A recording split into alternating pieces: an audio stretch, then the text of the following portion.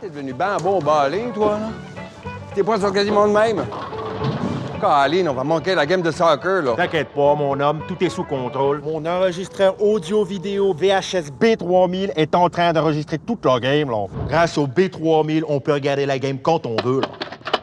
Puis t'as plus qu'à presser sur le piton, là, puis tu contrôles tout au bout. Tu peux mettre sur pause, rewind, fast forward, whatever. Si c'est possible de regarder toute la game, t'es vraiment certain que c'est correct? B3000 peut recorder 2 heures de programme sur une seule cassette. Si j'avais manqué la game, là, j'aurais eu ben les boules.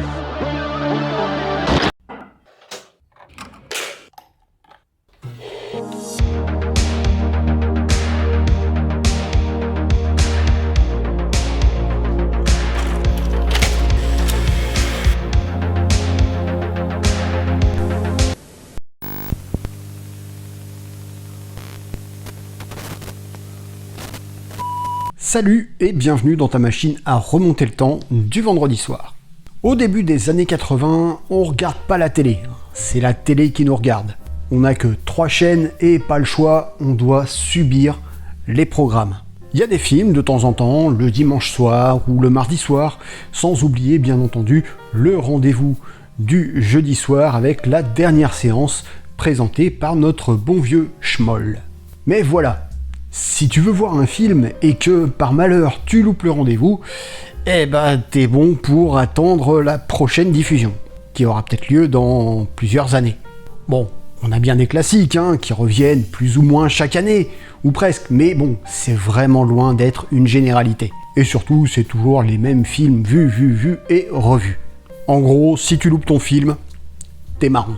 Et c'est là qu'au milieu des années 70, un certain Sony, au Japon, lance un système qui permet aux gens d'enregistrer les programmes de télévision. Ça s'appelle le Betamax. C'est un appareil qui te permet d'enregistrer les programmes télé sur bande magnétique. Un an plus tard, JVC, toujours une firme japonaise, va mettre son nez dans l'aventure et créer le VHS, qui ne veut pas dire Video Home System. Non, en vrai, ça veut dire Vertical Helical Scan, mais bon, tout le monde s'en fout. Et ce système va perdurer pendant plus de 30 ans. La VHS vient donc concurrencer le Betamax. Comme souvent, on a droit à une petite guerre des formats. On reverra ça un petit peu plus tard, au milieu des années 90, avec le DVD, et puis un petit peu plus tard même avec le Blu-ray versus le HD DVD. Bref, je m'égare. Donc, une guerre des formats, et finalement, la VHS va l'emporter sur le Betamax, puisque la VHS permet d'enregistrer plus longtemps et coûte moins cher. Le Betamax disparaît donc malgré sa meilleure qualité d'image, mais bon, vous savez ce qu'on dit, on peut pas avoir le beurre, l'argent du beurre et... Bref, au début des années 80, le magnétoscope se rencontre de plus en plus dans les foyers. Enfin, de plus en plus, tout est relatif parce que ça reste quand même un petit bijou de technologie et que ça coûte une blinde. Alors, le magnétoscope, ça sert à quoi exactement? Bon, on l'a vu, la première utilisation, c'est d'enregistrer les programmes qui passent à la télé. Tu peux programmer ton magnétoscope à l'avance pour qu'il se déclenche à l'heure dite, et ce, même si t'es pas là. Il fera tout le boulot tout seul. Génial! Bon, en vrai, pour beaucoup, la programmation d'un magnétoscope s'apparentait à un rituel satanique, une grosse tannée doublée d'un stress post-traumatique, la plupart du temps accompagné d'une furieuse envie de tout débrancher et jeter le bordel par la fenêtre. Un peu comme programmer un radio-réveil. Ouais, les vrais comprendront. Toujours là? Eh ben, si ça te plaît tant, n'hésite pas à me matraquer ce bouton rouge pour t'abonner, n'oublie pas la cloche et le like, c'est important pour le développement de la chaîne. Allez, la suite. Mais ça permettait aussi de visionner des films qu'on pouvait acheter préenregistrés, comme on l'a fait plus tard avec les DVD ou encore aujourd'hui avec les Blu-ray. Ah mais non, c'est tout dématérialisé maintenant. Mais aussi de louer des films dans des vidéoclubs. Là, je t'ai encore perdu, là. Là, je t'ai encore perdu. Alors, le vidéoclub, c'est une petite boutique, un peu comme une bibliothèque, en plus petit, mais avec des rayonnages blindés de films. Et donc, tu pouvais louer tes films pour 24 heures, 48 heures, regarder ton film et le rapporter, etc. Et ce, bien sûr, dans tous les genres possibles et imaginables. Action, comédie, drame, documentaire, porn, etc., etc., etc. D'ailleurs, tiens, le savais-tu? Netflix, avant de devenir le géant du web que l'on connaît actuellement, eh ben, c'était une chaîne de vidéoclub. Ouais, ouais. Ça t'en fait un deuxième, hein, de trou de balle. Mais bon, le magnétoscope, la VHS, tout ça c'était bien beau, mais il y avait quand même quelques limitations inhérentes au système. Tout d'abord, la qualité d'image. Déjà, à l'époque, la qualité d'image, elle était pas ouf, hein. Mais là, en plus d'enregistrer en analogique sur bande magnétique, eh ben forcément, ça dégrade quand même pas mal le signal. En plus, plus tu visionnes un film, et plus la bande va s'altérer, et donc la qualité d'image se dégrader encore une fois.